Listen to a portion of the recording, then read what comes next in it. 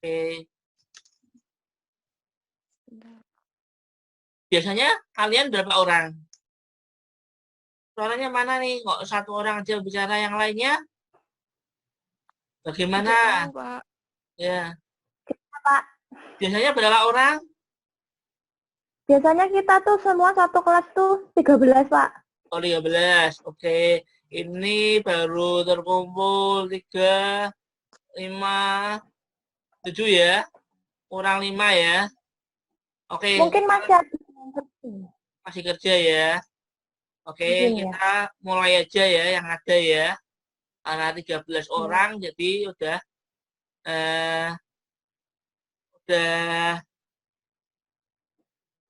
50%. Oke. Ya, oke, kita mulai. Menurut sebelum kita mulai pelajaran kita lebih lanjut ke bab berikutnya, menurut apa yang kalian dapat dari pelajaran minggu kemarin? Kita bicara tentang manajemen. Apa itu manajemen? Siapa yang bisa jawab?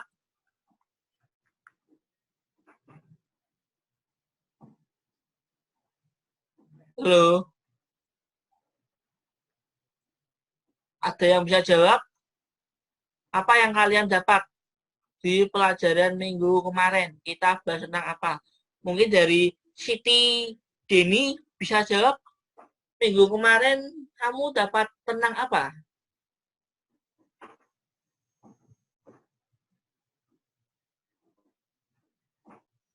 Mbak Siti dapat tentang apa kuliah minggu kemarin? Kuliah Mbak Siti ikut kuliah saya nggak?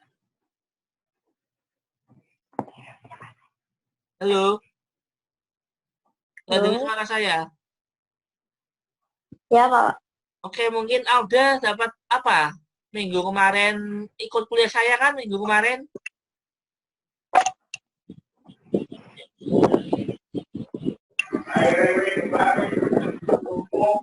Halo, kok nggak ada responnya? Mungkin siapa? Ayu mungkin bisa jawab, minggu kemarin Ayu dapat apa? Kemarin Kayak nerangin panjang lebar gitu, nggak ada satupun yang ingat apa itu manajemen. lupa, Pak. Aduh. Berseni dalam menyelesaikan sesuatu. Ya, menyelesaikan sesuatu gimana? Berseni dalam menyelesaikan sesuatu. Oke, selain itu apa?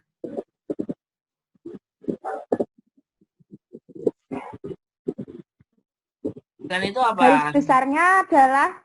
Garis besarnya adalah ilmu yang teratur untuk mencapai tujuan dengan efisien. Oke, selain itu ada nggak kira-kira? Mungkin ini yang nggak. Pedi Riki, kamu dapat apa Pedi Riki kemarin? Ya?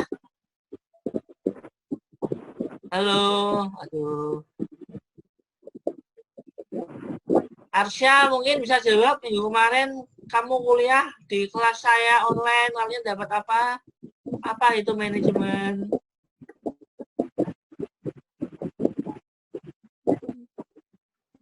Halo, ada yang bisa jawab?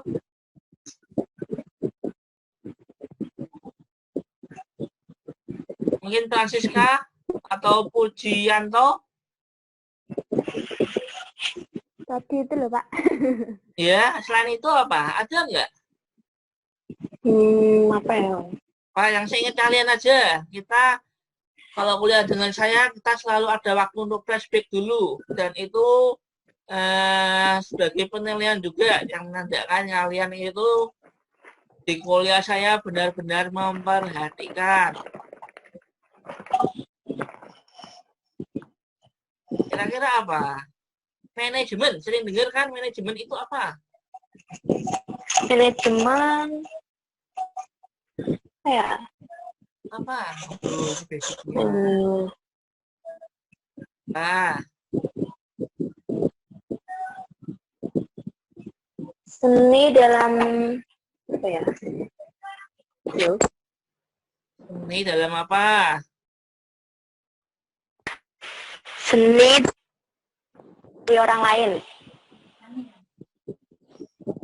Dan itu apalagi ya itu agak tepat. Manajemen ada banyak. Apa ya? Oke. Coba berarti. Oke, kalau fungsi manajemen deh, apa fungsi manajemen? Fungsi manajemen. Ya, terdiri dari apa aja?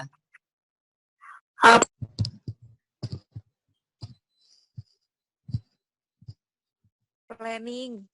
Gimana? Planning. Planning, apalagi betul. Ada 4, ya?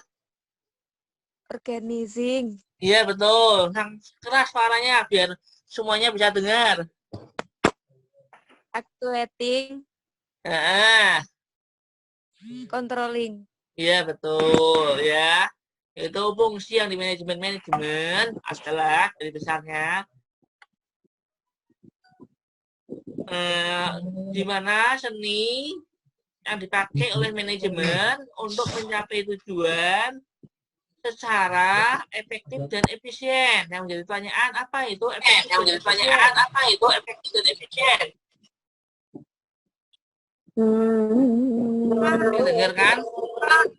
Dengarkan?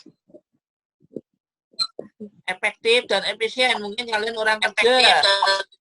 Karena di tempat kerja kalian sering dengar kita harus efektif, efisien. Apa itu? Hah? Nggak usah ikutin pelajaran kemarin. Yang kalian ingat aja efektif, efisien itu apa?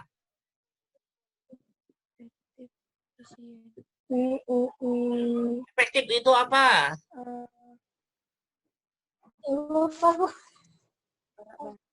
Efektif apa ya? Sebuah usaha efektif adalah sebuah usaha untuk mendapatkan tujuan, hasil atau target yang diharapkan dengan waktu yang telah ditetapkan terlebih dahulu dan mengeluarkan biaya yang harus atau sudah dikeluarkan. Ya, itu betul. Efisien itu biaya, menghemat biaya ya. Oke. Oke, kita lanjut ke materi ya. Sudah tahu ya manajemen ya?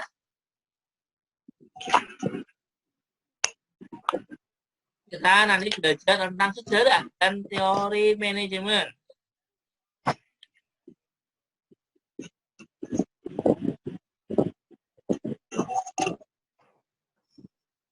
Ini menurut kalian gambar apa? Candi Borobudur. Ya, menurut kalian Candi Borobudur dibikin pakai manajemen atau enggak? Dibikin kayak Pak. Ya, dibikin pakai ilmu manajemen atau tidak? Ingat tadi fungsi pakai. Semuanya gimana? Ya. Ada yang tidak pakai? Enggak sih. Ada yang jawab yang tidak pakai apa? Apa semuanya setuju pakai manajemen?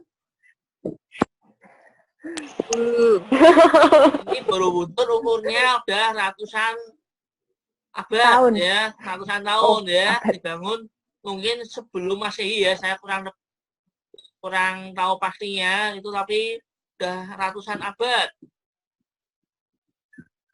Kira-kira dibangun pakai ilmu manajemen nggak?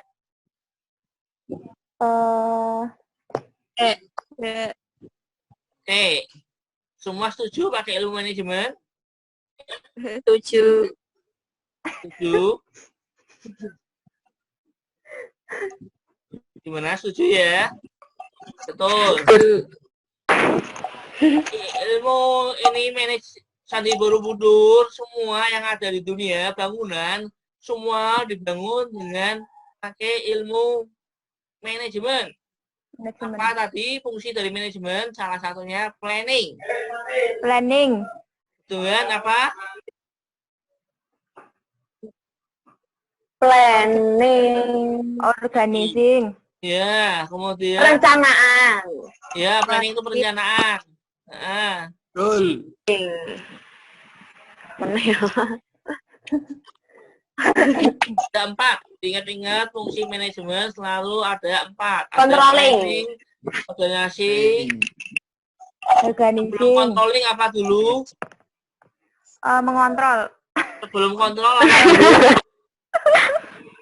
Ada yang namanya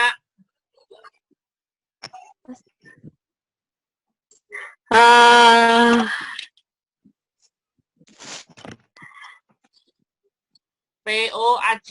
A-nya apa? Ingat? Tuatin. Approaching.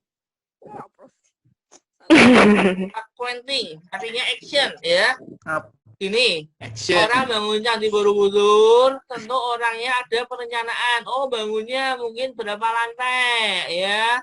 Oh, jalannya Ya. harus seperti ini, ya kan?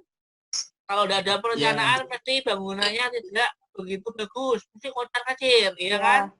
Kemudian orangnya mungkin apa ya, yang bangun itu raja ya dulu ya. Ingat ya pas sejarah ya, saya agak lupa. Pokoknya raja. Kemudian dia ngumpulin mungkin insinyur, teknisi, mandor, tukang kuli, tukang bangunan, ya kan? Mungkin ada bagian, oh Betul. kamu yang mahat, kamu yang ini bagian ini, kamu yang ambilin batunya mungkin dari sungai atau dari gunung bawa ke sini. Seperti itu ya, diorganising. Kemudian setelah itu di actualizing, di actionkan ibaratnya. Kalau cuma direncanain, kemudian diorganisasin, nggak jalan-jalan, kira-kira kebangun nggak? Enggak. Enggak. Jadi NATO ya. Setelah itu ada lagi pengawasan. Rajanya lihat, oh ini sudah sesuai dengan rencana saya enggak? Sesuai dengan planning yang saya harapkan enggak? Sesuai dengan tujuan yang saya inginkan tidak? Seperti itu ya. Jadi segala sesuatu menggunakan ilmu manajemen. Manajemen itu bukan ilmu yang baru. Udah ilmu yang sudah ada. Bahkan kelas pagi itu ada yang mengatakan ini kan dibangun oleh manusia, ya. Ada yang pernah tahu Candi Prambanan? Ya. Tahu. Tahu. Tahu ya. Yang bangun siapa kira-kira? Ya. Ya? Apa ya? Pernah belajar sejarah Candi Prambanan enggak? Bandung Bondowoso. Pernah. Nah, yang bangun siapa? Dia kan saya agak lupa, dia kan Bandung Bondowoso bukan, Pak? Saya lupa rajanya. Intinya gini. Dia ingin mempersunting wanita idamannya, kemudian wanita idamannya minta mahar, ya kan? Dibangunkan 100 candi kalau nggak salah ya. Iya. Kemudian dia menggunakan ilmunya. 1000, Pak. 1000 candi, Pak. 1000 ya, bukan 100 ya. Ya, betul. Kira-kira dia pakai ilmu manajemen nggak? Pakai. Pakai Ya. Pakai. Oke, betul. Semua pakai. Jadi ilmu manajemen bukan ilmu yang baru. Ilmu udah lama. Oke, kita belajar lebih jauh tentang sejarah. Ya, sejarah perkembangan manajemen seperti ini. Dari masyarakat, kemudian masa lalu, keterampilan, keahlian yang sederhana, berkembang di dalam masyarakat, kemudian tujuan hidup, kemudian dalam perkembangannya jadi ilmu pengetahuan dan teknologi. Oke. Sebelum kita lebih lanjut, kalian tahu nggak bedanya antara pengalaman dengan ilmu pengetahuan?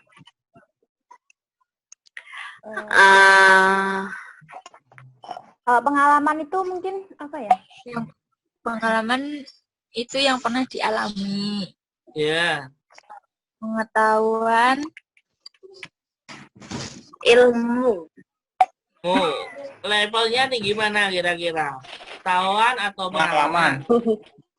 pengalaman, Pengalaman. Pengalaman semua ya. Pengalaman Ya. ya. Pengalaman ya. Oke, kita bahas ya sebelum kita belajar lebih Ya. dalam. Pengalaman itu segala sesuatu yang harus dialami. Contohnya kalian megang air panas, tangan saya melocot, tangan kamu melocot. Kamu bisa cerita. Oh, tahu ya melocot ya, melepuh. Tahu, Pak. Ya, Tahu, Pak. tangan kamu megang air panas, kamu melepuh. Kamu cerita ke orang. Aku baru megang air panas, tanganku melepuh. Itu pengalaman yang kamu alami, ya kan? Orang Ya. yang mendengar dari kamu itu pengalaman atau ilmu? Pengalaman. Pengalaman.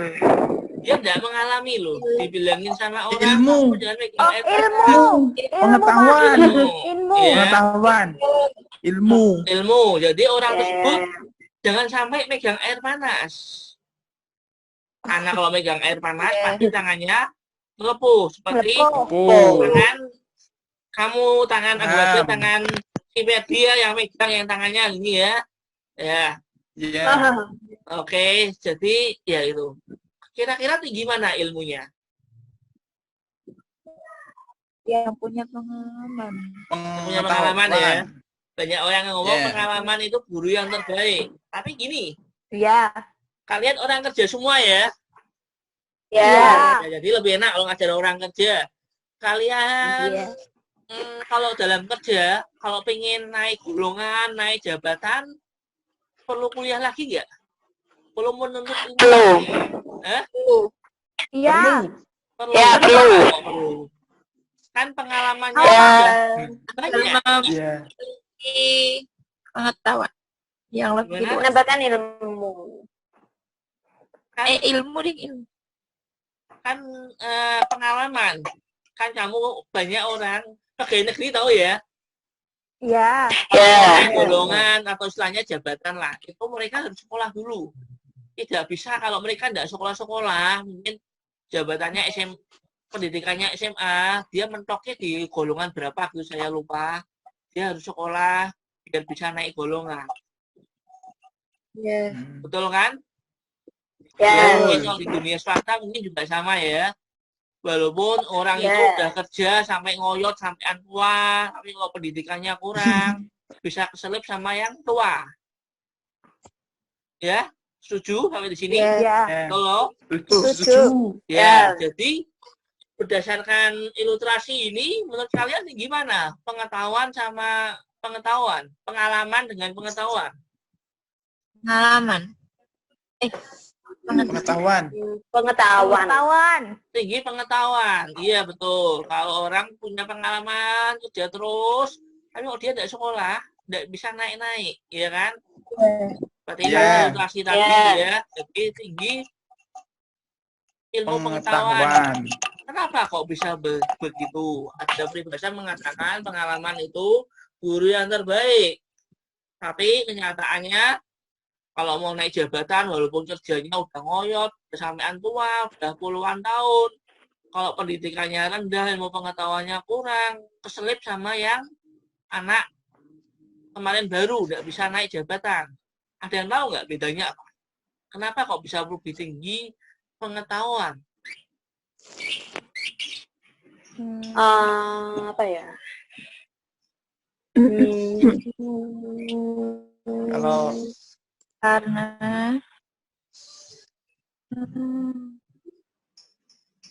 banyak ilmunya. Ada yang lain? kalau pengalaman memiliki Apa? Oke, Saya ingin ya, kalian, saya kita ini terpilih. sama-sama belajar, jadi harus saling diskusi di kelas saya. Apa menurut kalian? Yang lain gimana nih? Kok diam-diam aja seperti Siti, Ayu, Santi, Pujiono. Kalian gimana?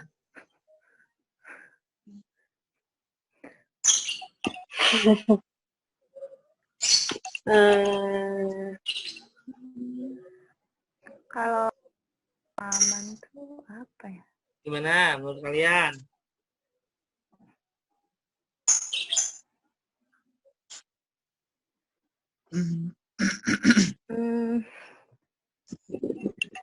Kalau pengalaman mungkin kita cuma ngalamin aja gitu ya, Pak.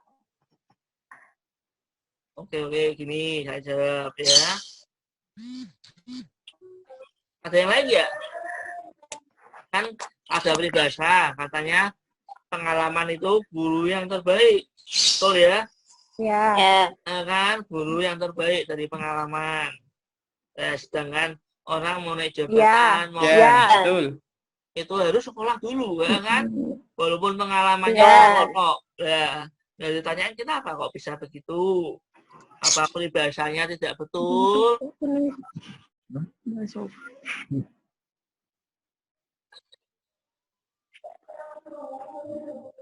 Yang bisa jawab? Oke, deh. Saya jawab ya. Tidak selesai. Kalau di kelas seperti ini Ya, Pak. aktif. Ini kalau pengalaman itu memang guru yang terbaik karena kita harus mengalami, bisa tahu ya kalau Bisa mengetahui kalau orang tabrak sepur mati apa hidup? pengetahuan. Mati. Kalau orang tabrak sepur kita hidup aja. Mati. Kok bisa tahu mati dari mana? Mati. Ya kan ditabrak sepur, Pak. Ya, tabrak sepur. Dari mana kok bisa tahu mati? Dari pengalaman orang lain. Ya, toh? Kita nggak perlu coba. Betul. Dia kan tahu orang tabrak sepur Perlu pasti mati. tabrak sepur. Tahu ya sepur ya, kereta api ya. Ya. Banyak truk lah, banyak truk orang truk bisa mati ya kan? Itu pengetahuan. Jadi itu ilmu itu kita dapat dari pengalamannya orang lain. Ingat pengalaman itu guru yang terbaik. Kalau ilmu pengalaman itu harus yang kita alami. Kalau ilmu kita dapat pengalaman dari orang lain. Jadi kita tidak perlu mengalami ya, nggak perlu coba. Misalnya tahu orang ketabrak truk itu pasti mati, dia tidak perlu dicoba. Oh pak, tetap mati dulu ya, karena udah tahu itu ketabrak truk pasti mati ya, gitu ya. Iya, Pak. Jadi pengetahuan itu kita dapat dari pengalaman orang Kalau lain. nggak mati gimana, Pak? Gimana? Kalau nggak mati gimana? Oh itu mati atau tidak, pokoknya kalau ketabrak itu banyak Itu mukjizat, Pak, kerugiannya. kalau nggak mati, Pak. Ya, Ya. pokoknya banyak kerugian lah. Karena itu kita hati-hati di jalan, nyabrang, hati-hati jangan ketabrak truk atau ketabrak mobil, ya kan? Kalau ketabrak mobil atau ketabrak, kita mengalami banyak kerugian, dan lain mungkin luka, yang paling parah bisa meninggal, ya kan? Kenapa bisa begitu? Karena yang udah mengalami, ya tahu ya bedanya. Tahu. Ilmu kita belajar dari pengalaman orang lain, sehingga kita tidak perlu mengalami yang buruk yang sudah dialami oleh orang lain. Melakukan. Ya, betul. Kalau yang baik kita lakukan. Oke. Oleh karena itu kita perlu belajar sejarah, ya. Tahu ya?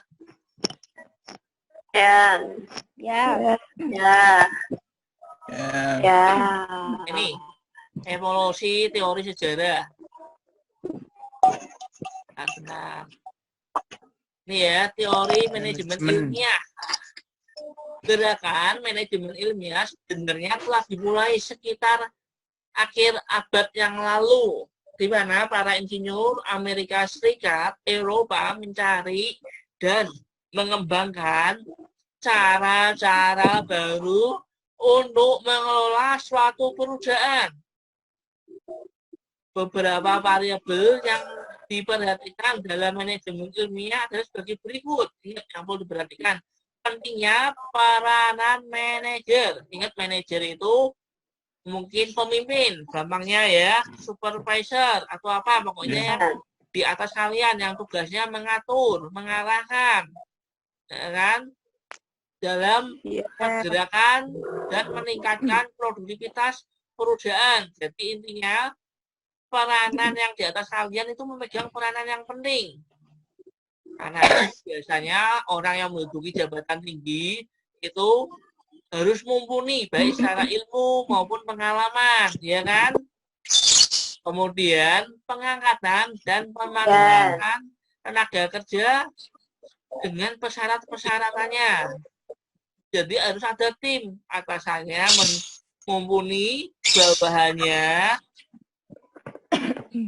juga harus bisa support.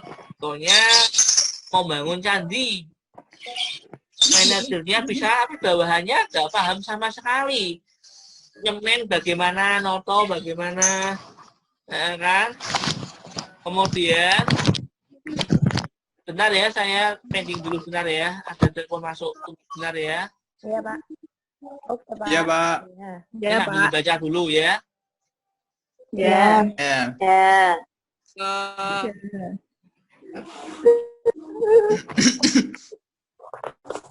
Guys. Guys. Apa? Seru banget tadi bisa bertengkar lama. Yeah. Apa kita gabung? Si siapa ya? Iya, nama David. nggak digabung. David. Oh iya, David. Si Arum Piora. Arum sobo. Arum. Sukma. Iya gue. Septa. Yuk. Ayo, dan ngobrol diri. Iya, Nana, urung ya. Kalian Oh, jangan iya. lupa absen ya. Kemudian ada lagi.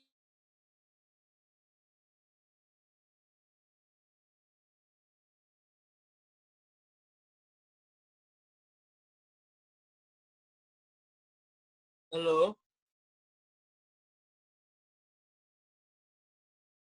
Halo, yang lain gimana nih? Mau tinggal. Halo, kalian bisa dengar suara saya? Dengar. Dengar ya? Oke, kita lanjut ya. Ya. Ini salah satu kekurangannya kita belajar online. Ya Pak, saya mending kuliah Pak. Enak kuliah ya, saya juga sama kok, enak kuliah. Tapi kita Iya. ada peraturan Ya, pemerintah Pak. Patuhan. ya. Kalau kuliah dengan saya, kalian harus aktif. Kalau enggak aktif, nanti kalian saya marahi. Ya Pak, jangan gelas. Ya. Kalian Marahnya semoga gimana, Pak? Kita berdoa supaya kita cepat berlalu ya. Amin. Ya, amin. Ayo. Kita mulai langsung ya, guys. Oke, kemudian Ya, Pak. ya bisa lihat ya poin-poinnya ya.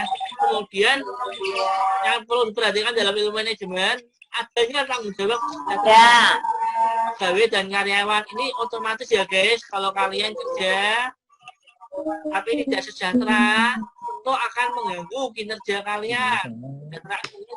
Dari gaji kalian, kemudian dari tingkat keamanan, kemudian kondisi yang cukup untuk meningkatkan produktivitas kerja. Contohnya begini, kondisi yang cukup itu jangan berisik dong guys.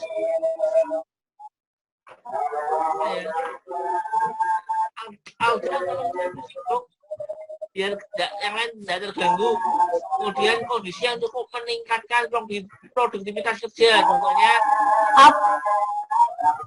kalau kalian kerja kondisinya mungkin walaupun gajinya besar tapi kondisinya tidak mendukung.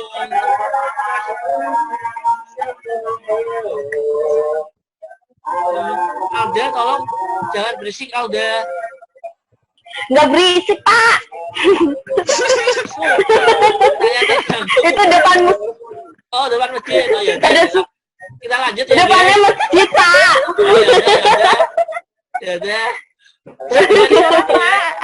Kita dengar ya. Iya, depannya masjid. Ya. Enggak apa-apa. Kalau gitu maaf Alda. Jadi ya seperti ini. Ya. Kondisinya tidak terganggu, kira-kira kan tidak bisa meningkatkan produktivitas kerja kita. Betul ya. Kondisi yang cukup antara lain mungkin kalian Ya. dengan suasana yang bagus, ya kan? Walaupun mungkin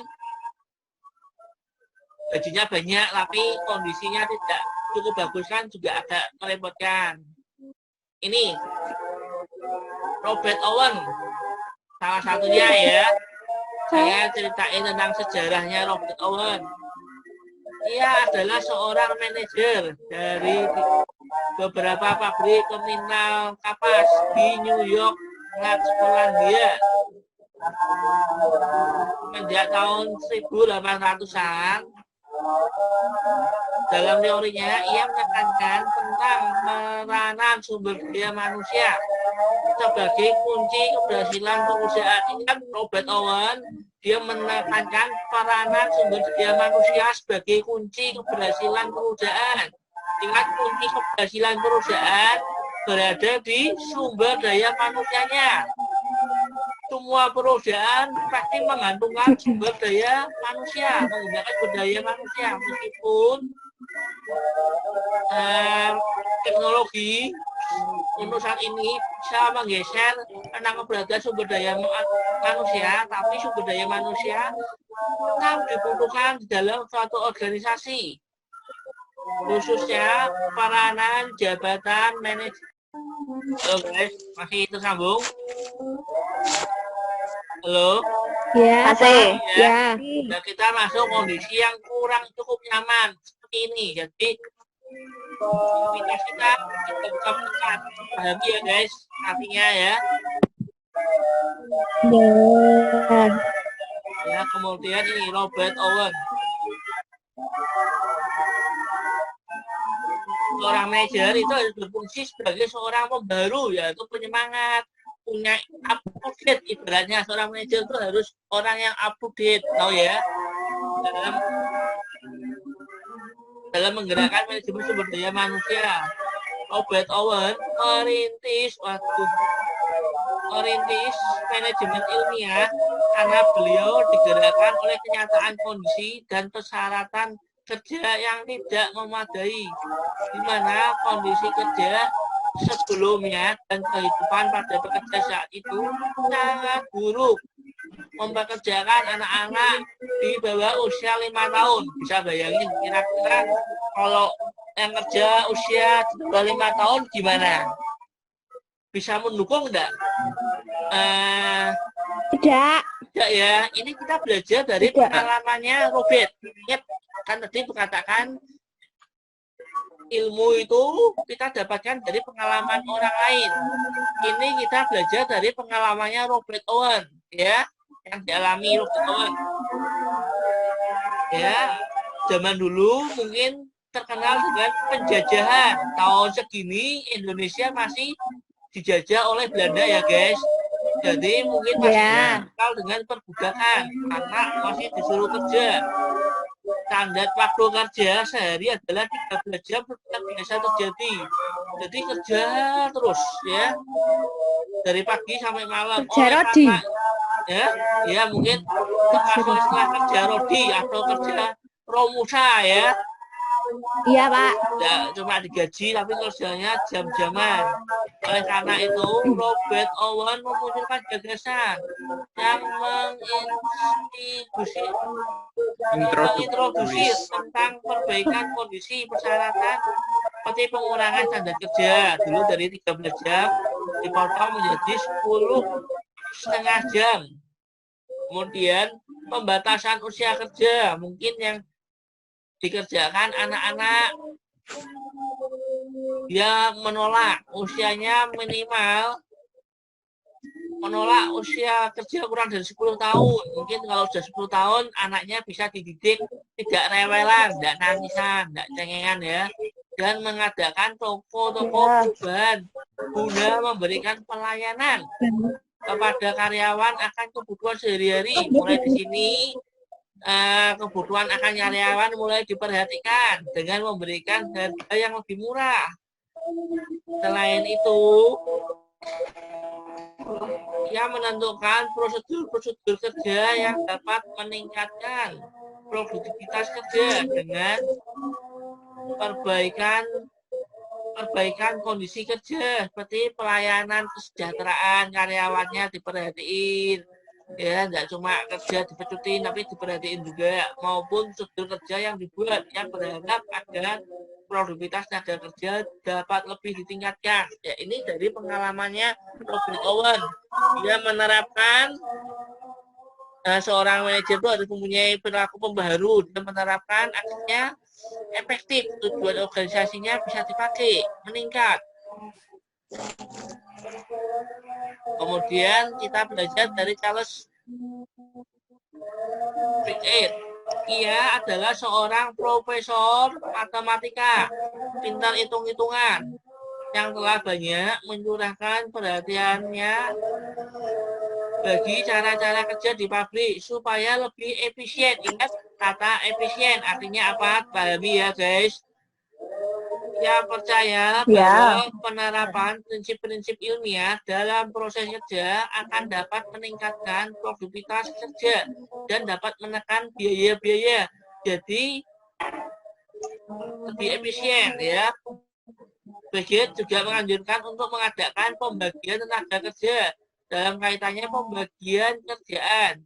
Jadi menurut Piaget, orang kerja udah mulai dibagi-bagi. Contohnya, tiap pekerjaan dalam pabrik dapat dibagi-bagi menjadi beberapa macam keterampilan. Akibatnya, setiap pekerja, karyawan dapat dididik dalam suatu keterampilan khusus. Setiap pekerja hanya dituntut tanggung jawab khusus, sebagian atau tertentu, sesuai dengan spesialisasinya. Tak ulangi, sesuai dengan spesialisasinya dari semua bagian keseluruhan pabrik atau perusahaan. Dengan demikian, waktu dan biaya yang mahal dalam pelatihan pendidikan dapat ditekan dan proses penanggulangan pekerjaan secara terus-menerus dapat mengakibatkan peningkatan keterampilan pekerjaan yang bersangkutan dan efisiensi dapat dicapai. Jadi begini guys, kalian kan orang kerja semua ya guys. Ya, Pak. Orang kerja semua ya. Ya, Pak. Kalau kamu Ya. kerja, itu melakukan kerjaannya itu sama atau berbeda-beda? Berbeda-beda. Beda. Gini, Beda. maksudnya Alda, kamu kerja bagian apa? QC. QC. Kerjanya ngapain aja? Ngecek baju. Ngecek baju. Cek baju.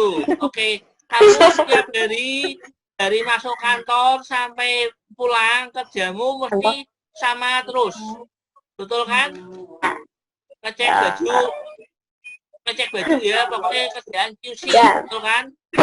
Ya kan? Ya. Ya. Enggak semua apa istilahnya ya?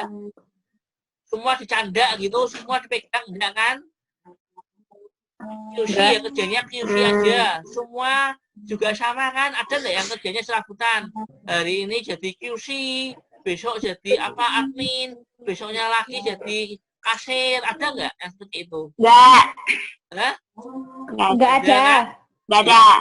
Nggak ada semua ya? Enggak. Nggak ada ya? Jadi menurut Ya. Piaget itu jelas orang kerja itu lebih efisien kalau contohnya Alda QC ya, tiap hari kerjanya QC, dia akan lebih bertanggung jawab, dia akan lebih meningkat kerjanya, aktivitasnya, efisiensinya lebih daripada orang disuruh kerja serabutan. Contohnya kamu QC kan di training juga ya untuk dari QC, kemudian dari kalau kamu ditambahi kerjaan kasir, tentu harus ada training juga, betul kan? Cara kerjanya kasir gimana? Ya kan? Itu menurut Piaget itu pemborosan dan lagi kinerja akan tidak begitu bagus. Tahu ya orang kerja serabutan? Tahu ya istilah serabutan? Tahu ya guys? Tahu, Pak. Ya, dipegang lah pokoknya kerja itu menurut ilmu manajemen itu akan kurang efektif dan kurang efisien. Oleh karena itu banyak sekali pabrik-pabrik menerapkan yang sampai saat ini kita pakai, perusahaan menerapkan namanya spesialisasi pekerjaan bagian. Nggak semua pekerjaan dipegang ya. Wah enak nih ada yang sambil makan ya. Ya. Apa ya? Oke. Ketahuan. Ya, kalau kalian kerja bagi-bagi itu menurut menurut ilmunya Begit. Ingat-ingat kalau kamu kerja, kamu jadi QC, mungkin yang lain jadi apa? Jadi akuntan. Ya, karena kerjaan itu dibagi-bagi. Oke, kita lanjut ya. M. Kemudian ada Patrick W. Taylor. Menurut pengalamannya dia,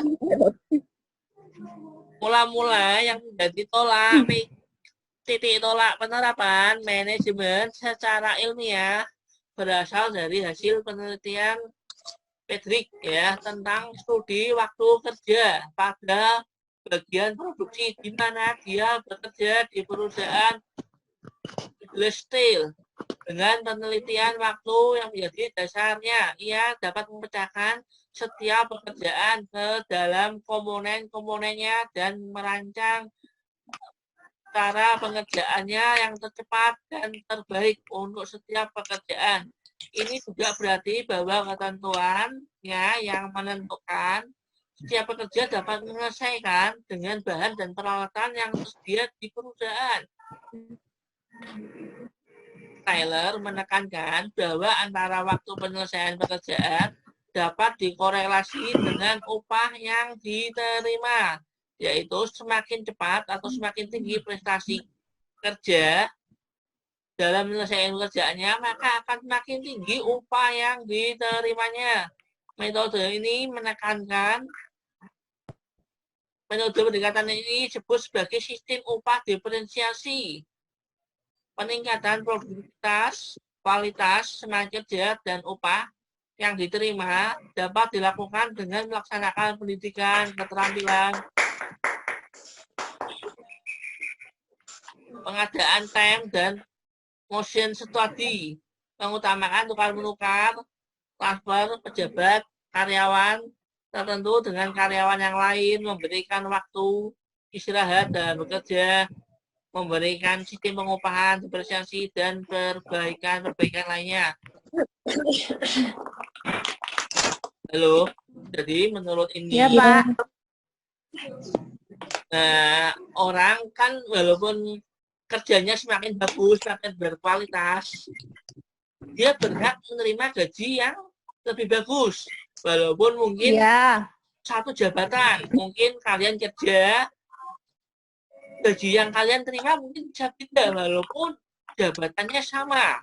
Ya guys, mungkin sama-sama Iya, apa? Pak. Kau Freddy yang laki kerja apa? Kasir. Ya mungkin gajinya walaupun sama-sama kasir, dengan temannya gaji mungkin bisa beda berdasarkan apa? Mungkin waktu kerjanya bisa kerja, kemudian siapa ya yang makan atau halo Pak. Ya. Siapa ya tertidur ya? Nggak tahu. terganggu ya, jadi walaupun jabatannya sama tapi gajinya bisa beda, mungkin sama-sama kasir, pendidikannya yang satu S1, yang satu tetap SMA, gajinya beda ya guys ya, harus pahami ya. Ya.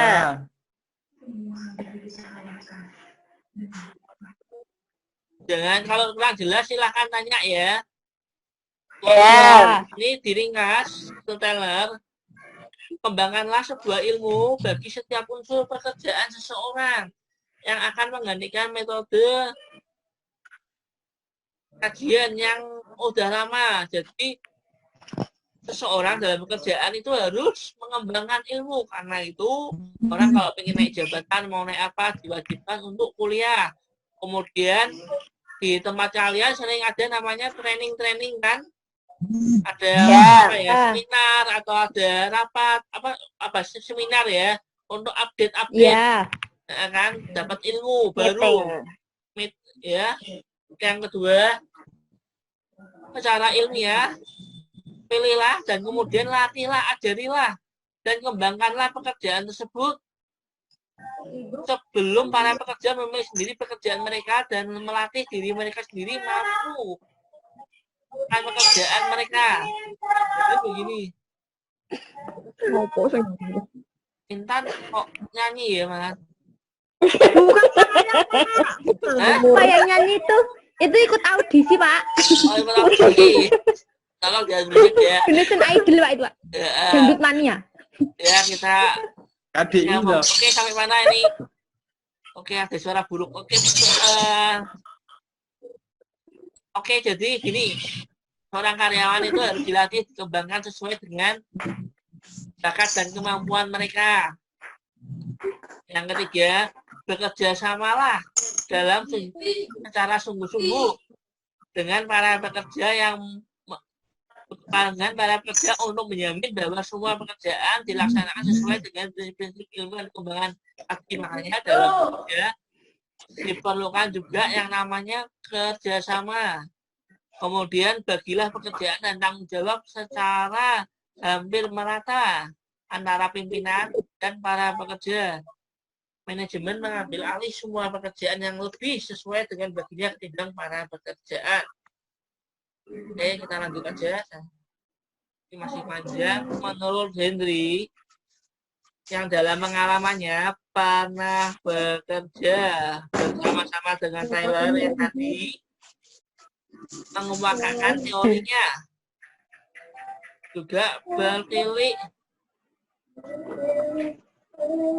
pola pada usaha meningkatkan produktivitas, efisiensi, dan aktivitas kerja dengan rangsangan upah dan insentif. Nah, ini lebih ditingkatkan. Gagasan Henry L. Dan mempunyai kesamaan dengan gagasan Taylor, antara lain kerjasama yang saling menguntungkan antara manajemen dan karyawan. Jadi harus ada sinergi, harus ada kerjasama antara seorang manajer dengan karyawan. Seorang manajer tidak boleh masa bodoh, harus membantu karyawannya supaya aktivitas produktivitas perusahaan bisa lebih maksimal. Halo, masih terkonek? Iya Pak. Oke, yang kedua mengenai metode seleksi ilmiah untuk menentukan tenaga kerja yang benar-benar tepat. Kemudian di Henry, orang kerja udah mulai diseleksi. Kalian kerja diseleksi enggak? Ada tes-tes Iya. Atau ya udahlah, aku lihat kamu besok kerja. Apa ada seleksi enggak? Ada Pak. Ada kan? Nah, ini menurut teorinya Henry harus diseleksi. Untuk apa? Supaya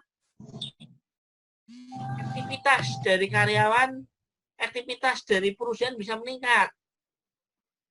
Seleksi bermacam-macam ya, nanti akan menuju tahap lebih jauh. Seleksi antara lain dengan tes psikotes, wawancara, tes kesehatan, mungkin apa ya, tes psikotes itu melihat kejiwaannya itu bagaimana. Ini kita bahas lebih dalam di sesi berikutnya. Mungkin ada wawancara, orangnya bagaimana, bisa berkomunikasi enggak. Kemudian ada tes kesehatan, mungkin orangnya ini apa ya, jiwanya sehat tapi tubuhnya sakit-sakitan. Nanti kalau kerja jadi repot, terus sering absen sakit, kerja absen sakit gitu ya.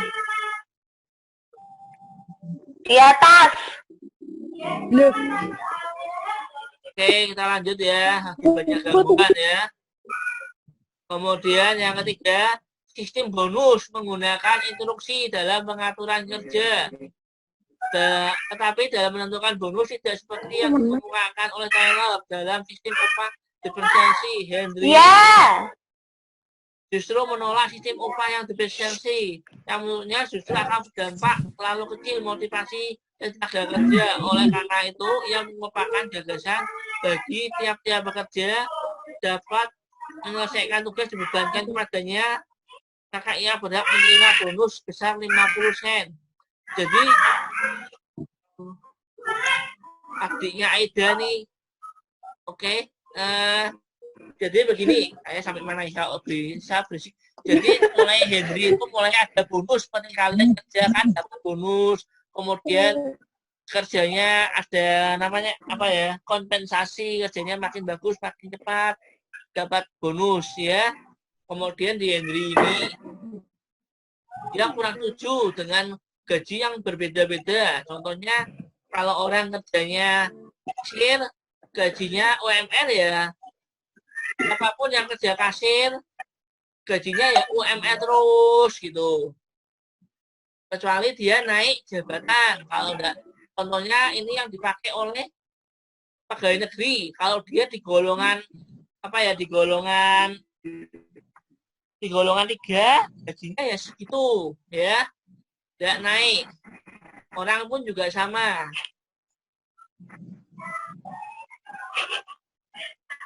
Ini kok ketawa-tawa. Kemudian Siapa yang ketawa? ya, saya apa dong? Sistem bonus yang diterapkan oleh Gen tidak berlaku bagi para mandor, manakala yang menjadi tanggung jawab anaknya itu dapat menyelesaikan. Jadi kalau anak buahnya nutup target, atasannya dapat bonus, ya. Seperti itu, enggak cuma bawahannya aja. Selain itu, Henry mengembangkan gagasan Owen. Tahu lagi Owen yang dikemukakan dalam metode penelitian atas pekerjaan karyawan, yakni dengan mengadakan pencatatan atas hasil kerja karyawan dalam kartu pribadi. Kalian kerja ada catatan-catatan nggak? Harus Ada. bikin laporan-laporan. Nah, seperti ini. Itu berdasarkan ilmu pengetahuan yang dari pengalaman Henry. Jadi, jika pekerja karyawan memenuhi standar, maka ia diberi warna hitam. Jika tidak memenuhi standar, dikasih warna merah. Lebih lanjut, ia mengumumkan gagasan dalam membuat sistem baru tentang penggambaran jadwal produksi sebagai alat untuk introduksi dan pengawasan bagi manajer perusahaan. Kemudian ada ini ya, Frank dan Lilian Gilbert, kedua pelopor manajemen ilmiah ini mendasarkan gagasan pada hasil penelitian tentang hubungan gerakan dan kelelahan. Ingat, gerakan dan kelelahan dalam pekerjaan.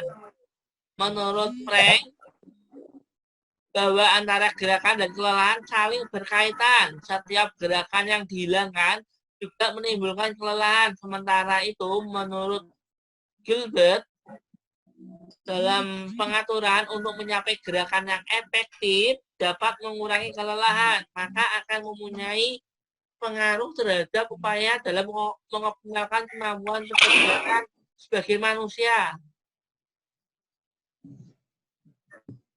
Jadi, kalau orang kerja, kalau fisiknya terposir, itu akan menimbulkan kelelahan. Jadi, kerjaan tidak akan bisa optimal. Jadi, maka perusahaan selalu berusaha mengganti dengan guys? Dengan mesin. Ya, yang sehingga tidak bisa menimbulkan kelelahan bagi manusia.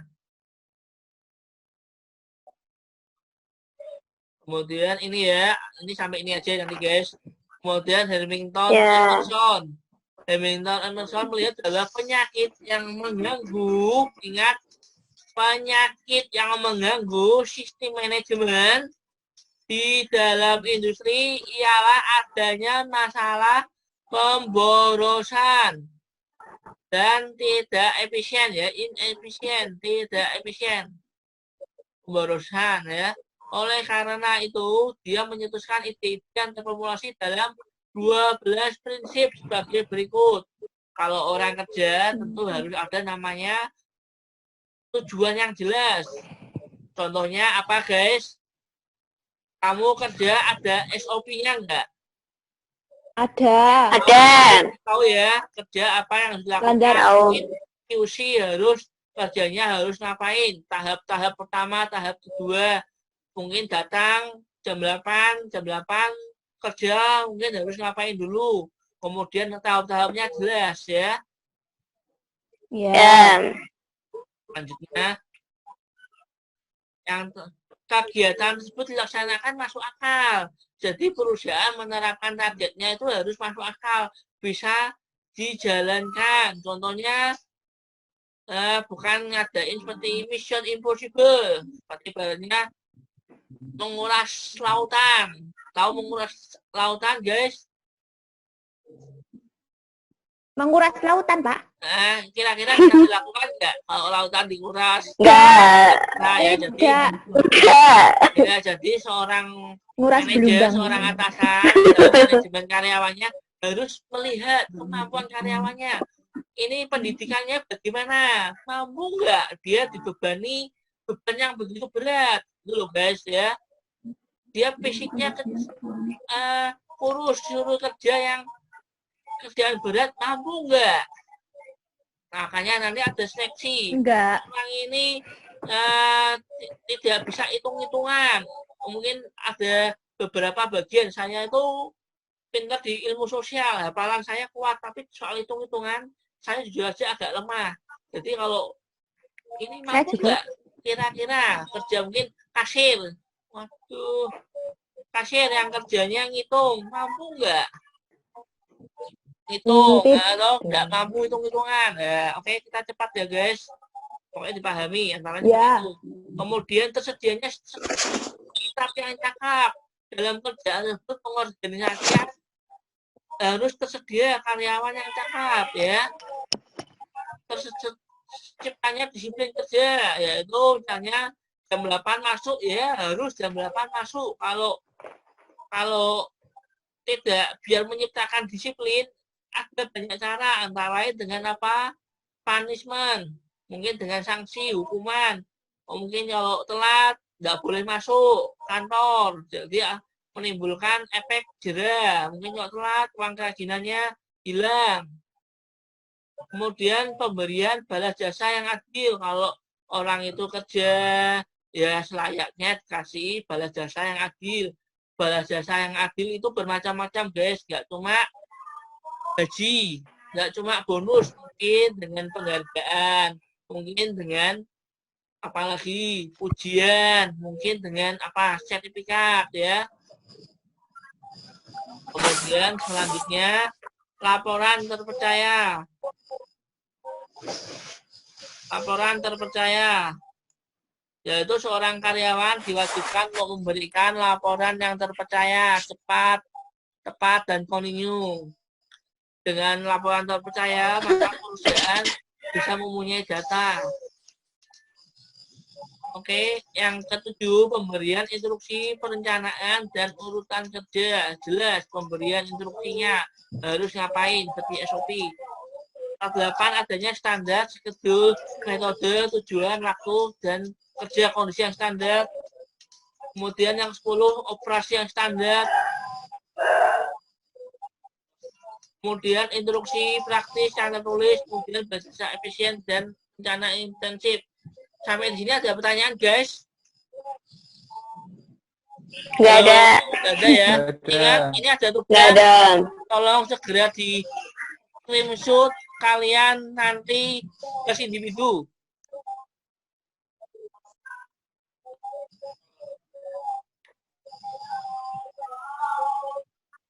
Ini tugasnya segera di screenshot. Bentar dulu. Ya. Bisa dilihat ya guys.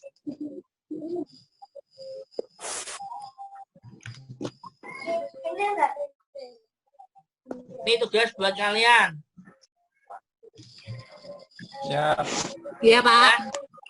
Dibikin nanti sebelum hari apa ya, hari Jumat, dikirim lewat WA saya. Ya. Ya. Oke. Oke, ada pertanyaan sampai di sini?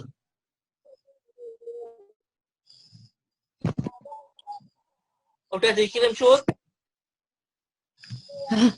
Udah ya? Dibuat itu, Pak, PDF dulu atau Word. gimana, Pak? Word Oke, sama buat nggak PDF. apa-apa, buat aja. Ya. Ada 6 soal. Nah. Ya. Sudah. Udah. Ya. Oke, sampai di sini ada pertanyaan yang mungkin kurang jelas apa? Word ya. Jelas? Jelas semua? Jelas. Jelas. Yang hadir ada 11 orang ya. Oke. Oke. Ya. Kalau ada pertanyaan, kita akhirin ya guys. Ya, kalau Ya, Pak. kurang jelas silakan WA ke saya. Anytime. Ya. Oke, terima kasih guys. Ya. Ya, Pak. Sama-sama. Terima kasih, Pak. Ya, sama-sama.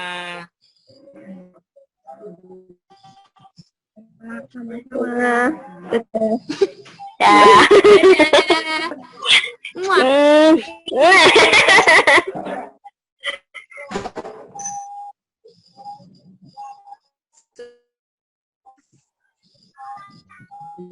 Ya wis paten nonol.